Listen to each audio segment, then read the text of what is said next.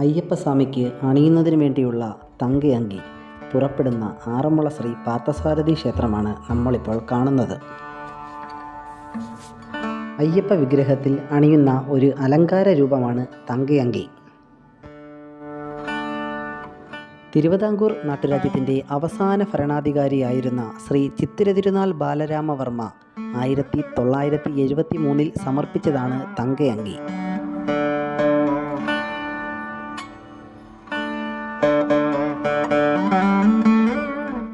420 കിലോഗ്രാമിലധികം തൂക്കമുള്ള തങ്കയങ്കിയിൽ സ്വർണ്ണപീഠം മുതൽ കിരീടം, പാദുകം, മാതകി, കയ്യുറ, മുഖം എന്നിവ ഉൾപ്പെടുന്നു. തങ്കയങ്കി പുറപ്പെടുന്ന ദിവസം രാവിലെ 5 മണി മുതൽ 7 മണി വരെയാണ് ദർശനം ഉണ്ടായിരിക്കുന്നത്. 7 മണിക്ക് തങ്കയങ്കി ക്ഷേത്രത്തിൽ നിന്നും പുറപ്പെടുന്നതാണ്.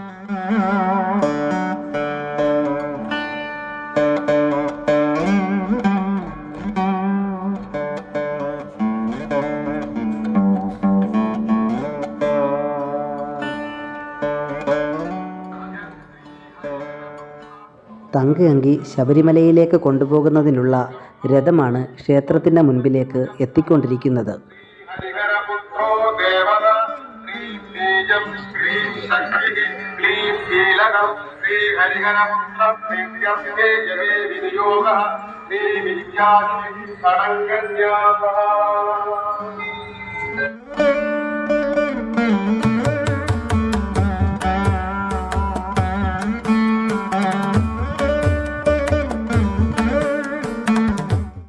പണ്ടുകാലങ്ങളിൽ കോട്ടയത്ത് നിന്നുള്ള ഹംസരഥത്തിലായിരുന്നു തങ്കയങ്കി സന്നിധാനത്തേക്ക് കൊണ്ടുപോയിരുന്നത്.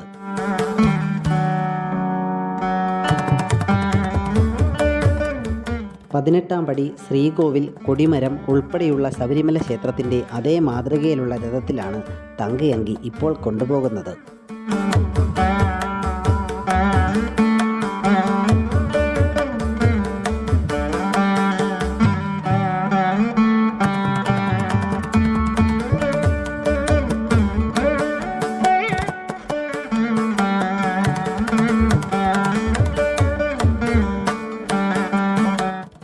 മൂന്നാം തീയതി രാവിലെ പുറപ്പെടുന്ന രഥം 4 ദിവസത്തെ ക്ഷേത്ര ദർശനങ്ങൾ കഴിഞ്ഞാണ് പമ്പയിലെത്തിച്ചേരുക. കോഴഞ്ചേരി കൊച്ചിരേത്ത് തങ്കപ്പനാശാരിക്കാണ് രഥം തെളിക്കുവാനുള്ള നിയോഗം. സ്വന്തം ജീപ്പിൻ്റെ മുകൾ ഭാഗം അഴിച്ചു മാറ്റിയാണ് രഥം തയ്യാറാക്കുന്നത്. രഥത്തിൽ കമനീയമായ ചിത്രങ്ങളും പുലികളുമായി അയ്യപ്പൻ പന്തളം കൊട്ടാരത്തിൽ പ്രവേശിക്കുന്ന രംഗവും രഥത്തിലുണ്ട്. ക്ഷേത്രത്തിൽ നിന്നും രഥത്തിലേക്ക് തങ്കയങ്കി പുറപ്പെടുന്ന ദൃശ്യങ്ങളാണ് നമ്മൾ കാണുന്നത്. ഒരിക്കൽ രഥമൊരുക്കുവാൻ കോട്ടയത്തേക്ക് പോയപ്പോൾ തിരുനക്കര ക്ഷേത്രത്തിൻ്റെ വടക്കേ നടയിൽ നിന്നും ജീപ്പ് മോഷണം പോയി. എന്നാൽ അടുത്ത ദിവസം തങ്കയങ്കി കൊണ്ടുപോകാനായി ആറന്മുളയിൽ രഥമെത്തിക്കണമായിരുന്നു. തിരികെ കിട്ടിയാൽ വീട്ടിൽ വെച്ച് സ്വന്തമായി രഥമുണ്ടാക്കി കൊണ്ടുപോകാമെന്ന് തങ്കപ്പനാശാരി പ്രാർത്ഥിച്ചു. അത്ഭുതം പോലെ പുലർച്ചയ്ക്ക് മുമ്പായി ജീപ്പ് തിരികെ കിട്ടുകയും അങ്ങനെ വീടുപണിക്കായി സൂക്ഷിച്ചിരുന്ന തടി കൊണ്ട് തങ്കപ്പനാശാരി രഥം തെളിച്ചു ഇന്നും തേരാളിയാകുന്നു.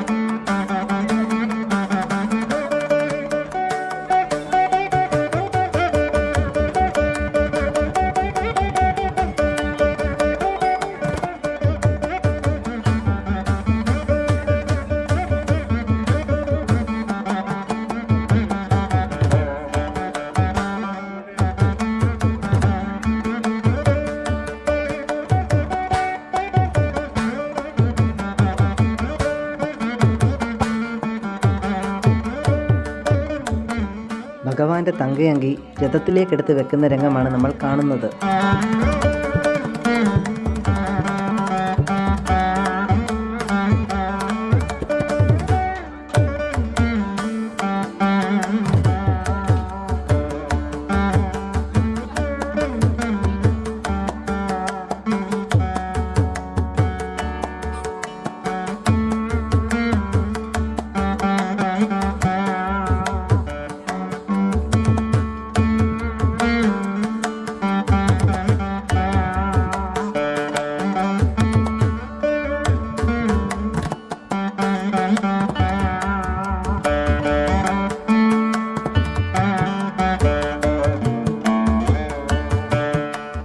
തങ്കയങ്കി വഹിച്ചുകൊണ്ടുള്ള രഥം ശബരിമലയിലേക്ക് പുറപ്പെടുന്ന രംഗമാണ് നമ്മൾ കണ്ടുകൊണ്ടിരിക്കുന്നത്.